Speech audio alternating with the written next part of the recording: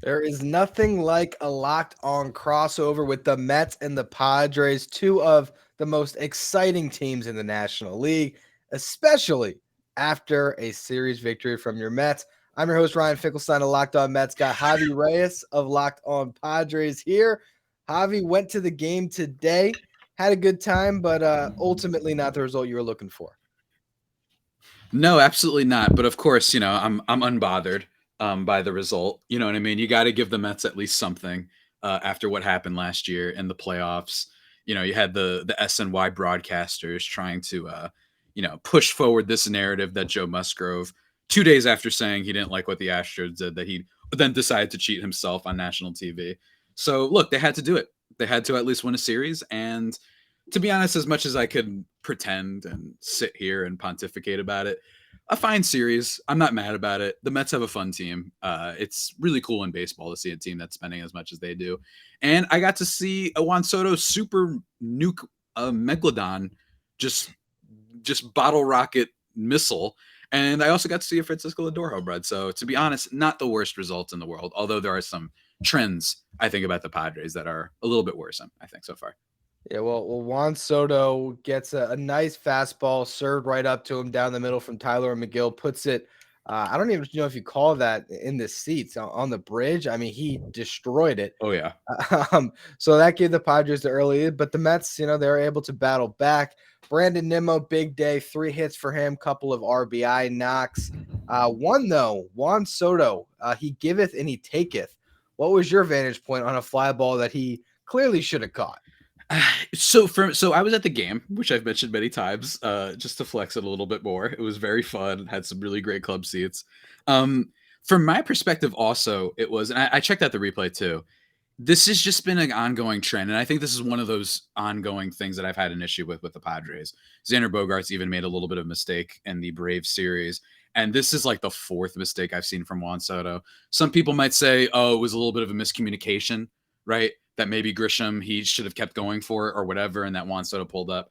Yes, but like given how many errors and how much stuff we saw from Juan Soto on defense, especially last year, it's just becoming a recurring issue, which is that what if this guy is really just an atrocious defender and that's going to take away from his F4 total and everything that he can do on the offensive side of things? So like you said, he giveth, he hit that home run super bomb that literally hits that little city field like almost street sign on that bridge, and it was loud when it hit it. There's definitely some like poor bystander that was like walking by and that was just like, whoa! Like they just thought that they were at like What just happened? yeah, they were like, what just happened? So that was especially because it's an away game, so people aren't necessarily cheering. They're just like, oh. That's my favorite thing when you're at a stadium and like the other guy hits a ball, like, oh. It's like, oh, that's not good. It's just like a quiet like thing, like when some stand-up comic makes a joke that isn't great and everyone's like shudders or whatever. It's kind of like that. But yeah, it's a recurring thing, I think, and that's the Padres defense has just been left a lot to be desired. In a lot of ways, you've got, yes, you have Bogarts, yes, you have Manny, and Grisham's pretty good too. Same thing with Jake, but a lot of people playing different positions, and the Soto thing is becoming an issue. And when Tatis comes back, God willing, bobblehead right here, by the way. When he comes back, there's going to be some questions. Like he's not, we haven't seen him enough in right field. I don't think he's going to be atrocious, but you can't just pencil him in for being good there just because, oh, he's got incredible athleticism and arm strength. That doesn't necessarily equate to being a good defender. You need reaction time. You need to judge things better. So we're going to see how that transpires. But yeah, and then a Blake Snell start that was a Blake Snell start. That's the thing is, Blake Snell, I saw some people picking him as like a Cy Young candidate this year, thinking contract year, Blake Snell. He has gotten off to a terrible start. He was complaining today about the pitch com a little bit, but bottom line was whatever pitch he was supposed to throw, he gave some pretty good offerings to hit to Alonso and Lindor, and he was wild a lot of the game too. It just seems like Blake Snell in a Padres uniform has just kind of been a guy that, for one, you can't really expect to get through the order more than twice, and two, you just never really know which version you're going to get. Mm-hmm. I will say that Snell has been good as a Padre, but the problem is that it's come later. This is now going to be the third season in a row when he started really slow. His first year, he was especially slow, but last year, he started off injured and then he missed like a few weeks or something like that. And then came back, was bad for like 4 or 5 starts, and then was basically one of the better strikeout pitchers in the entire league. So I'm not like freaking out. It's just a shame that like we're hoping that he can kind of, get out on things, be good Snell earlier instead of later on in the year, which granted I'll still take, and that's going to be good, especially for this Padres team that has a few questions with the rotation. But they, yeah, it's rough. The high fastball, I don't think I've seen anyone swing at that all year. I swear. I haven't seen one person chase after, and that's usually when you can tell. Those high elevated fastballs that just his regular fastball, it's not like it's going to go super straight, but that high one, it's like he can't hit the top of the zone. And that's just been an issue with him for a while now. I remember I saw someone tweet the other day where they were like, I can't wait for Blake Snell when he's doing his experimenting with the changeup and the curveball. Can't wait when he just does what he always does, which is he abandons those almost entirely. Then he just throws what he's really good at, and then he's awesome again. So it's not like a panic time. It's just I wish that contract year he could have gotten to it a little bit faster, but unfortunately, we're probably going to have to wait a little bit longer before he becomes a little bit more of a consistent and dominant force, which I think he will be. I really do. I don't think that we've seen anything that's given me too much pause, at least so far. Yeah, I mean it's early for all these guys. I can't get too carried away with Tyler McGill being awesome in April like he was last year because then May came around, he got hurt, and we still don't know what version of McGill the Mets are going to get throughout the season. Snell's at least a more proven commodity. I will say that this was kind of a quintessential game where this Mets team was just grinding at bats. Yeah. They walked 7 times, they strike out 7 times. They got 8 hits. I think I was doing the math on that. They got on base in like 40% of their plate appearances. You saw it top to bottom. Tommy Pham is a guy that starting off kind of good, scaring me a little bit. I didn't expect much from Tommy Pham. I actually made a bet with my audience that if he had an OPS over, I want to say it was 750 by the All-Star break, I would buy a Tommy Pham jersey. It's over 750. I'm scared. I'm very scared. I don't want a Tommy Pham jersey next to my Jonathan VR jersey, but we're heading that way, man. And look, I appreciate his picture, which makes it look like he just got called up from like high school ball to hit in a major league game. Like he just like looks so shocked every time, former Padre and all that. And yeah, I mean that's another thing that maybe could actually go Snell's way, assuming they don't face them in the playoffs. Of course, that would be an issue, but it's a really tough matchup for a guy like Snell who uses a lot of pitches. He likes working the count, or not liking it, but that's what he does. And the Mets are not a super strikeout prone lineup, really. So it's a tough one for him. He is a type of team that would much rather Blake Snell face a team like the Yankees, face teams like that are a little bit more home run or nothing, because that's when he really tends to work a lot better. Like the Giants, I guarantee you he's going to throw like practically a perfect game for 6 innings against that team. But against the Mets with Canna, with these little pests, you know what I mean, that you have in your lineup. That's what they are. Like him and Nemo doing his run to first base, that he always does. Like it's a really tough lineup for him to face, which is why, despite the Juan Soto home run, I was like, yeah, I mean, Blake Snell's starting to, though. It's early and it's a tough lineup. I think it's also one thing that I think is an underrated storyline is the Padres have been in extension talks with quite literally everybody. Just name them. They've extended most of them, from Cronenworth to Manny, right? Like basically everybody to Darvish and Musgrove. You haven't heard a peep about Snell. And I think that's because they are ready to kind of move on, and they think inefficient. We don't want to have this guy who we don't think that's going to age well either. A guy who starts way too slow in the season. What if he starts losing the bite on some of his better pitches? So I think he's probably gone, and I think they're going to look for someone else in the rotation to step up, like Ryan Weathers, who did step up for the team, which was very nice to see in game 2 of the series, which was nice. Yeah. I want to talk about the first couple games, and also Manny Machado just having a ridiculous series with the glove, and even the Mets bullpen holding up pretty strong at the end of this game. We're going to get to all that in just a minute, though. Before we do, today's episode is brought to you by eBay Motors. For a championship team, it's all about making sure every player is a perfect fit. It's the same when it comes to your vehicle. Every part needs to fit just right. So the next time you need parts and accessories, head to eBay Motors. With eBay's guaranteed fit, you can be sure that every part you need fits right the first time around. Just add your ride to My Garage and look for the green check to know that the part will fit, or your money back because just like in sports, confidence is the name of the game when you shop at Ibn Motors. And with over 122 million parts to choose from, you'll be back in the game in no time. After all, it's easy to bring home a win when the right parts are guaranteed. Get the right parts, the right fit, and the right prices on ebaymotors.com. Let's ride. Eligible items only. Exclusions apply. Now, this game at the end, as a Mets fan watching it, I was a little scared because, Tyler McGill gets him through 5. Mm-hmm. You get to the bullpen, and Mm. there's not an Edwin Diaz. You didn't get to hear Narco in the ballpark today, Javi. Instead, at the end, it was I don't know what that Cuddy song is. I don't remember Me either, but it was him, and I was like, "Oh, that's kind of cool." It's a really dope walkout too. I just don't know exactly which Mhm. song it is, but David Robertson to me is so key to this Mets bullpen, and Yeah. he comes in a tough spot in the 7th inning to get the last out. Then grinds through an 8th inning where luckily he was facing the bottom of that Padres lineup Mhm. where he threw a lot of pitches. The Mets have an off day tomorrow, so that was kind of just burn it all out on Robertson. But this bullpen for the Mets does look like it's a little bit thin, and they just kind of barely scraped it together to get past the Padres in this series.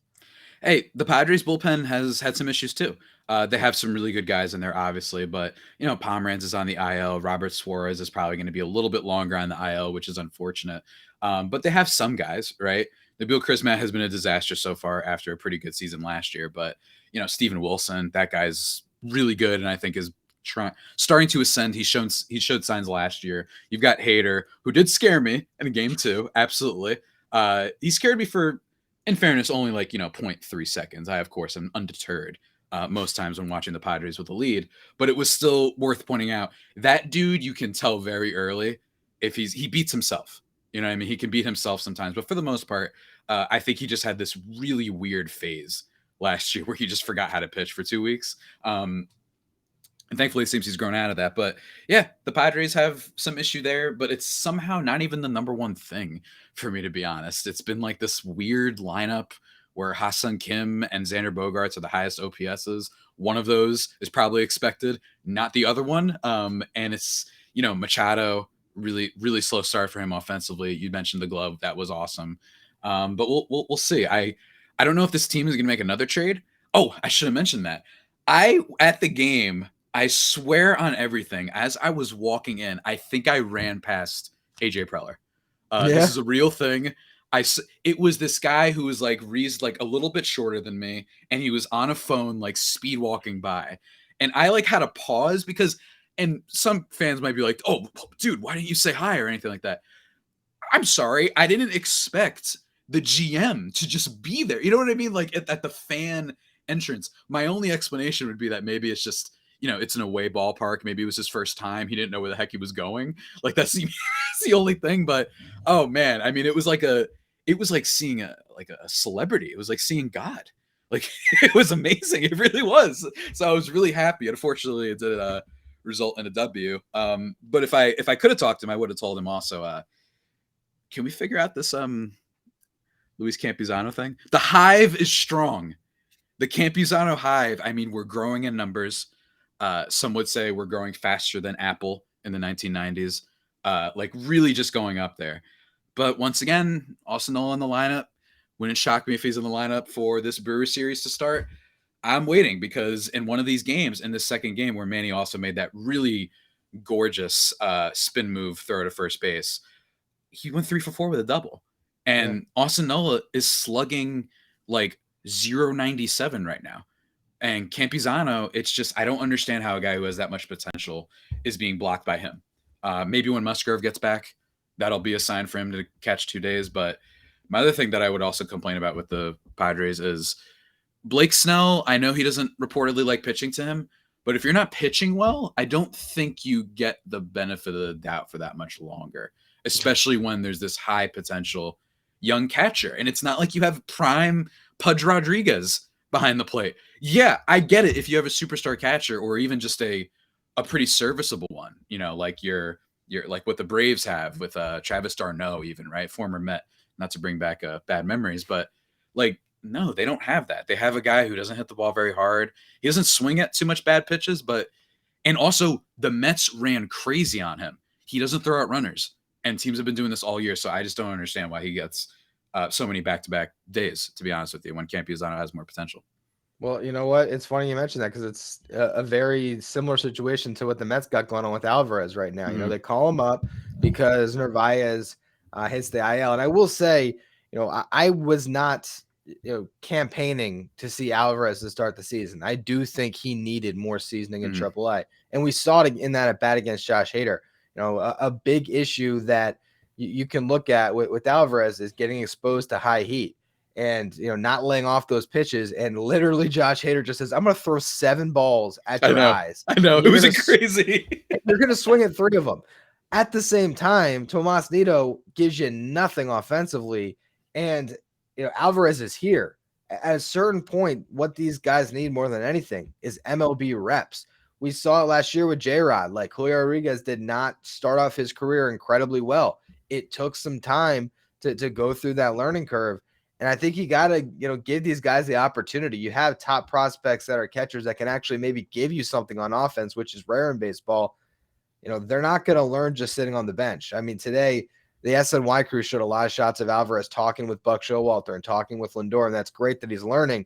He's not going to learn any more than getting into the box and actually hitting at the big league level and catching behind the plate. So these are 2 guys that I think both teams and both fan bases in particular are kind of just like, banging the drum, like let's see the kids. You want to see those players get their opportunities because the upside is so immense. Yeah, and it's not like say, not that he's been bad, he's going to be on the team, but like Mark Canha's got like a low, like 600s OPS. That's going to go up, right? Obviously, but okay, he hasn't been great, but it's a slow start. But then you look like at a guy like Eduardo Escobar, where it's like, but this guy's like atrocious. No offense to the guy, I'm not trying to be like mean or anything, but that's when it becomes more of an issue. I imagine managers are being old school and they want to give their guys time. But another difference also is, Alvarez just kind of got there. Campusano has been called up before.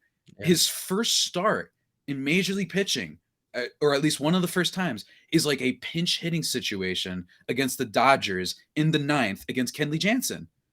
I wonder how that's going to go. I take a guess how that went. 3 swinging strikes. It's like, yeah, this is one of the best closers in baseball, and it's a division rivalry game.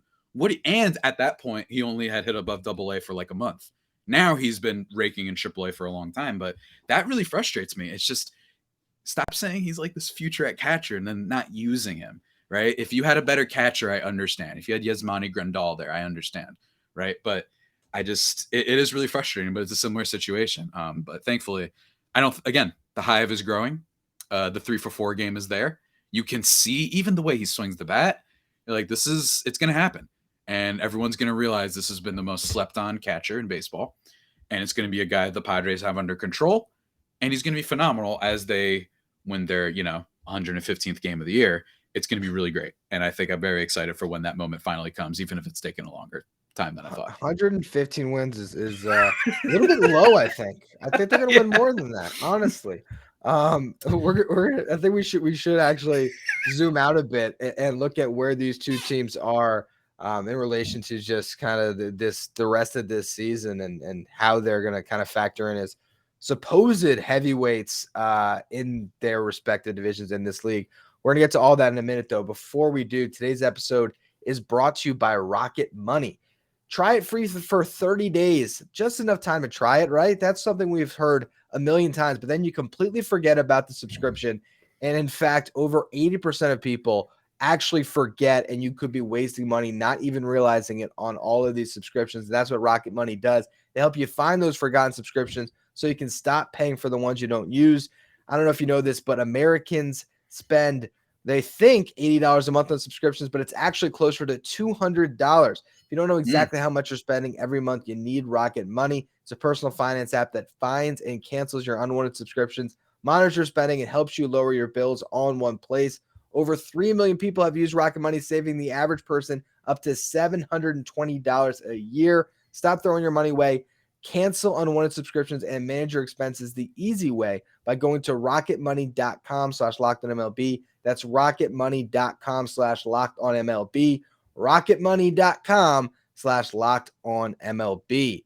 Now, after you go to Rocket Money, if you want a delicious treat, you got to get some Built Bars. Javi, how much do we love Built Bars? Oh, we adore them. We talk about it in our group chats all the time. Every time we have Built Bar ad reads, everyone is just like, we love these things. I text the chat. I'm like, hey, what's your guys' favorite flavor? Everyone agrees with me. They're like, oh man, like I have this one and this one. Everyone loves them at Lockdown. It's really great stuff. And Cherry Barcia is my particular favorite. Ooh, Cherry Barcia. That's a good Mm, one. It's a good one. mm-hmm. I personally like the churro puff. There's so many delicious flavors to choose from, all coming low in calories, low in sugar, but high in protein, high in fiber. You don't have to wait around for a box anymore either. I texted you guys in the group chat one time. I was in a Walmart and I found some Built Bars in the pharmacy section. You get the 4-bar box there, cookies and cream, double chocolate, coconut puffs, or if you're close to Sam's Club, run in, grab a 13-bar box of their hit flavors, the brownie batter or the churro. You can thank me later. Go to your local store and buy Built Bars today. Now, you and me did a podcast. It was actually about Manny Machado coming to the Mets. I think the last time that we spoke. Yeah, I forgot about that. So that's off the table. Machado signs an extension, and we don't need to go into will Juan Soto be on the Mets in 2 years. We can save that for the offseason. When we did that show, though, I think both of us were of the opinion that our respective team should be considered the favorite in their respective division. And we thought, hey, the Braves might take a step back. The Dodgers in particular, we thought they would take a step back. Start of the season, both of them seem to be off to a better start than the Mets and the Padres. The Dodgers, all of a sudden, Jason Hayward can hit. Where did that come from? Yep. James Outman's a Rookie of the Year candidate. Is it just frustrating for me when I see the Braves consistently be great as it is for you when you just say, I thought this was the year the Padres could be like a prohibitive favorite and the Dodgers once again look like a 100-win team? It is frustrating. Now, I will say that I was not as out on the Dodgers as a lot of people, not an Outman pun intended there. Because I was nervous. I'm in group chats with you too, where it's like, oh no, I see the Jason Hayward swing. What's going on? Stop. And that doesn't mean that I think Jason Hayward's going to be some all-star. It's just that these things add up. You know what I mean? You get something out of Syndergaard, you get something out of Hayward. If Hayward is a 1.5 win player for that team, it's a big deal. It just means that you have this guy that you can play maybe every 2 days or something who's going to hit for a decent amount of power. You know, Jason Hayward's always been a pretty good defender for the most of his career. So you look at that stuff and it adds up and you're like, all right, they got Gonsolin. Gonsolin's coming back. They got Dustin May. They have all these guys that you're like, yes, I hate to break it to people, but yes, standards and recent history should account and be taken into consideration for your rankings and stuff like that. I absolutely think that if you're going to trust the team to be like, yeah, we lost Trey Turner, we lost Gavin Lux, and we're replacing Justin Turner. Yeah, Miguel Vargas has at least talent. He's got a good eye at the plate for one. I think that there's stuff there. And yes, they deserve a little bit of the benefit of the doubt. It's so fun to jump on the Mets and the Padres, obviously, because we're not dorks. No one wants to hang out with the dorky team. Oh, look, we have James Outman on our team. I love that. No. You know what's awesome? Xander Bogaerts hitting nuke bombs, by the way, one of which that won the Padres basically one of the games in this series. So much for him not translating, according to some Red Sox fans that we know. That is great. It's awesome, but it also is a little bit of a misunderstanding about how baseball works sometimes. You do need the stars, but I don't think that just stacking them over and over always amounts to everything. And I think that the Dodgers and Braves are showing that. The Braves are terrifying. Michael Harris, you know what I mean? I know he's on the IL right now, but that guy wasn't necessarily being the most talked about. Then he's a Rookie of the Year candidate last year, and he's really awesome, it looks like, in every foreseeable way. So it is frustrating. It's annoying that these teams that are just always there. But I do respect at least the Dodgers spend money. You know what I mean? At least it's not one of those teams that falls ass backwards into the playoffs. You know what I mean? Like the Milwaukee Brewers, right? Like who I literally will make fun of on every podcast. Teams like that don't do anything and they get rewarded with a crappy division and just some Ram Bob who just decides to go off for them, right? So, you know, it's frustrating, but to me, not all that surprising. I think that people were jumping a little bit off the Dodgers bandwagon a little bit too much. What do you think with you and the Braves, though? Yeah, I think it's one of those things where the Mets and the Padres are teams that have tried to take shortcuts to the contention, right? They've tried Mhm. to use free agency and big trades, especially on the Padres side, to shorten that window and get themselves into that level where they could contend early. The Braves and the Dodgers have just had a great system in place for a long time.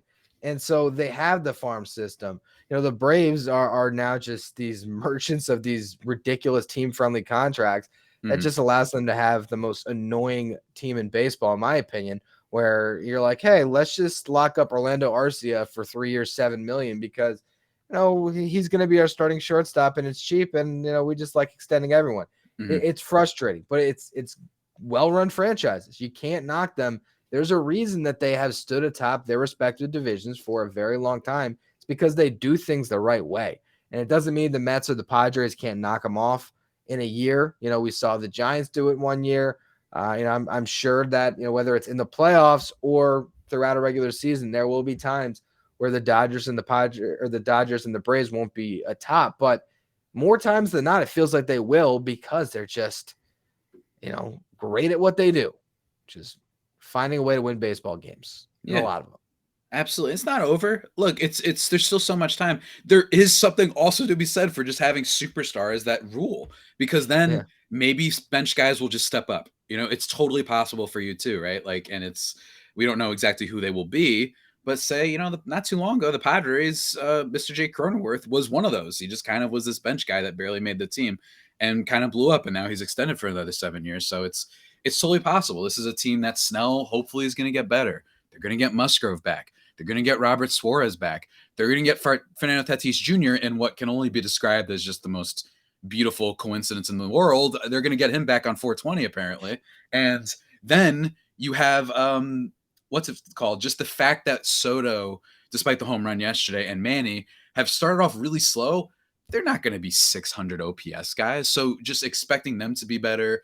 Grisham looks a lot better at the plate. Ha-Seong Kim, a guy that Padres Twitter tried to trade literally every day over the offseason for some unexplained reason. These are pieces, and it still is okay. No one ever said it would be easy. You know what I mean? It's never going to be easy. It's always going to be annoying against these teams. And I like it because you know what?